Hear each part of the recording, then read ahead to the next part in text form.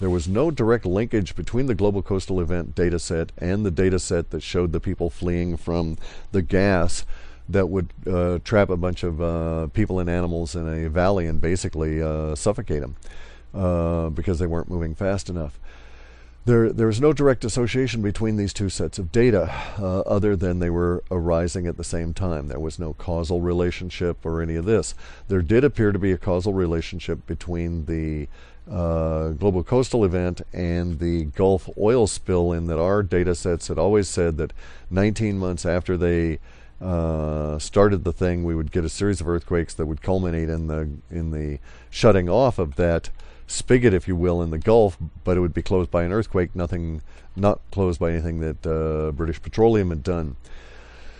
So in any event, though, the data sets are now pushing more towards an understanding of the sinkholes and the salt domes as being these bad salts, and it's going to be related to probably a methane release or some other gas that's associated with the sinkholes natively, as well as whatever it is that they've got stored there, and that the gas is going to be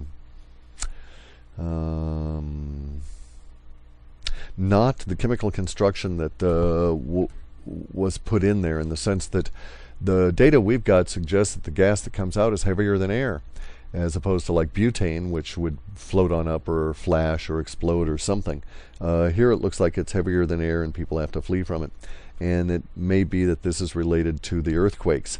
The sinkhole and the earthquake component are cross-linked in the last data that we'd seen, and I was running validation studies, and the only real sinkhole activity going on is the one in the Gulf.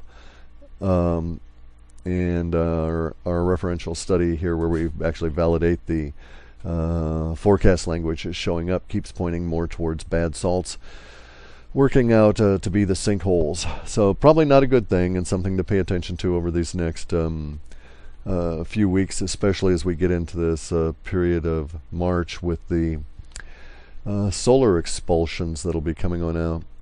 Again, getting up to the solar expulsions here, the sun's going to get really crazy, and as part of this sun getting crazy, we're all being subjected to extra solar radiation, and that even might be something that chemtrails are intended to slow down. They act as a filter for sun radiation, because it certainly would work, and that would be a reason that you'd want to have it up there day after day after day after day, as opposed to their this supposed scientist's idea that they're using it as a part of the depopulation crap. Anyway, not that I dispute the depopulation crap and the Georgia Guidestones and all of that.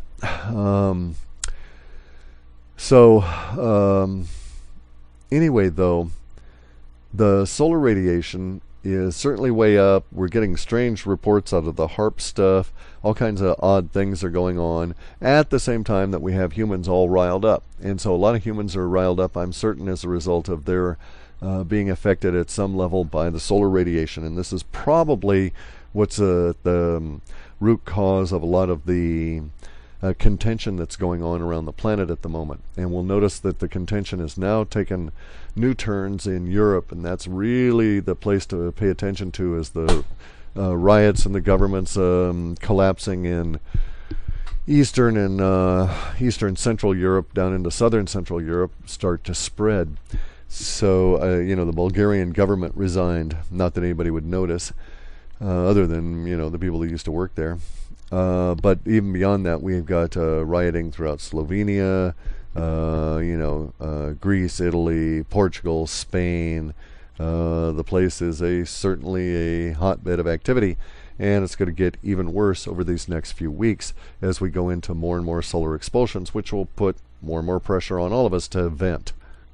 Now, speaking of venting, I'm going to actually I want to wrap this up and get to my own exercise and get some tea and stuff here. But there's some interesting occurrences up here in the Pacific Northwest relative to, rumors and more evidence of odd activity on the parts of the powers that be. So, for instance, I've heard rumors of a coming out of some local boys about how the government's actually planning on a very large earthquake. They think maybe this year that in the West is going to be an 8.0 or larger, that it's going to have a significant impact on bridges, overpasses, and buildings. And depending on which of the local boys I've talked to, they both went to the same meeting and they both heard the information, but one heard it one way and one heard it the other way. And the difference was that one guy heard that 80% of all the bridges and overpasses and buildings would be made unusable or destroyed, whereas the other guy heard the 80% of the bridges and overpasses, but he heard 20% of the buildings in the area would be made unusable or destroyed. Now, the government, in terms of the feds or whoever it is that's given the local boys, and it is the feds, it's coming out of the FEMA to the local disaster preparedness guys, they've got the idea that this is most likely sometime before the end of this year, and I guess they've been told that the window is more summer than not. So interesting there. Also, a fellow's been in contact with me and has pointed out some information about a really strange NGO, which is a non-governmental organization. And anytime anybody tells me they're part of an NGO, a non-governmental organization, I want to say, well, I have yet to see any of those.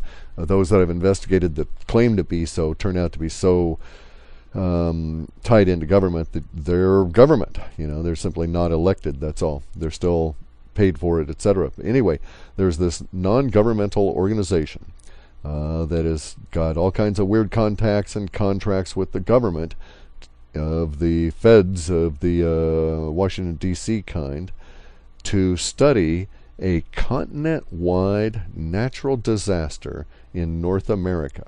And they've got funding for it ahead of it. So they know it's coming, and they're going to study it. And they're going to study the after effects, and that's what this NGO is designed to do. It's just a really interesting little bit of information there that these guys are actually planning on studying some continent-wide natural disaster here in North America and its impacts. And primarily, by the way, the study, while it appears and is labeled as an ecological study, much of the data gathering appears to be focused on social breakdown and degradation and social contract breakdown as a result of the natural disaster. When you read into the literature there, it's just as a strange little thing. So again, yet another pointer that someone in the federal government thinks some major shit's going down, and they at least want to have a record of how it went down. An odd little bit of stuff there. So I guess that's about it for this Wujo. I've got to get out and get some boat work done, especially if these bridges are going to come down. Nobody's going to move around here unless they're doing it on the water. Too many hills and valleys. Anyway, immediacy data intelligence report, the last one for February, is up tomorrow. We're already processing. That's why I get up early on Wednesdays, is to fire off the processing part 53, I think, or 5311 or 5312. I've got all these processes numbered, these predicates, that actually gets us into the immediacy data for the interpretation tomorrow. And it's fairly bulgy. We've got looks like a fairly good set. So I'll get into that later today and then set it up. And we'll have the report out by probably 9 or 10 tomorrow. It's an interesting day. We've got a lot of medical appointments, and Kathy still has health issues that we're investigating. So it's been a bit of a strain, and some of our schedules are probably going to slip a bit. But we're still maintaining it. And we're getting a closer look on, I think, what's going to be the global coastal event as it appears in probably May. Our data first starts getting the data gap in March with real seriousness, and it's complete by May. So it takes basically about 80 some odd days from the time the gaps really start appearing, the holes, until it's a gap is fairly complete. So again, I think that the global coastal event, or those components of it, satellite damage or infrastructure damage at some level, will bring down the internet to the point where we're not able to work, and that this apparently will occur again by May 20th. That's probably the best indicator we've got for time on this at this point. hopefully we're wrong. If we get to June 1 and there has been none, it's like, oh, whew, retire and go sailing around and screw it. But there's too much going on for me to think that that's actually going to be allowed to occur. So anyway, immediacy data intelligence report tomorrow. Bye.